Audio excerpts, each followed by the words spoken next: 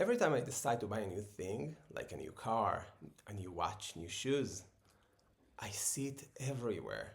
Have you ever experienced that? So people would speak about the law of attraction and manifestation, but neuroscience has a much science-based, profound, simple explanation. Neuroscience offers that we have a system in our brain, a network called the Reticular Activating System. It's a system that filters out everything that already exists and come to us, to our brain, using our five senses, and filters out everything but what we decide consciously to focus on. So every second we are bombarded by so much information, millions of bits. I'm sitting on a chair, my legs experience the pressure from the chair, my body experiences the temperature of the room, I can hear the sound from outside and from the inside, I can smell things, I can see so many images, pictures around me. But my filter, your filter, enables us to filter out everything but what we decide to focus on. So it's a decision to focus on something, and everything exists already in the world. What suddenly changed that I see other things, it's not the world that was changed, it's the filter in my brain, in my consciousness, that was changed by me deciding to change it. So they did many experiments that proved this argument. And there is a funny one called the gorilla experiment. They let people pass a basketball from one person to another. And they let the crowd count how many times this ball was passed from one person to another.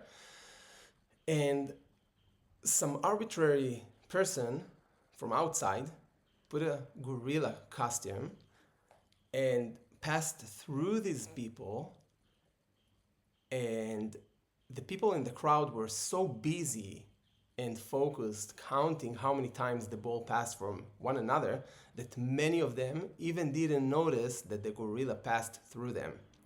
And that was a profound lesson for the experimenters. What enters consciousness depends heavily on what the brain has been instructed to prioritize. It means that goals are instructions for our brain to do some task. We can instruct our brain, I want you to focus on this, and it will work on it, but we have to give it instructions. We have to give it goals if we don't want the world to move us toward whatever it will be, and to be proactive and to decide on our life. We can give instructions to our brain what we want to focus on using this powerful reticular activating system. And another concept that is related to that is the neuroplasticity. So I just want to give an introduction to what EEG, and then I will relate it to the neuroplasticity, which sounds so fancy names, but it's easy. Stay with me. Stick with me. So EEG measures the brain wave. As I said before, every fraction of a second, I get so much data into my brain from my five senses. And my brain gets this data and processes it. Now, when the brain processes it, then groups of neurons in my brain are fire and wire together, and they move. And this movement creates electrical signals. And when the image is very vivid, or the smell is very vivid, or very, very strong, so my brain generates more and more and more electrical waves, or brain waves. which are electrical signals with some frequency, repeat themselves. And I can put electrodes over my brain, and I can actually measure these electrical signals. So the EEG, electroencephalograph. Electro is electronic, encephalo is brain, graph measurement.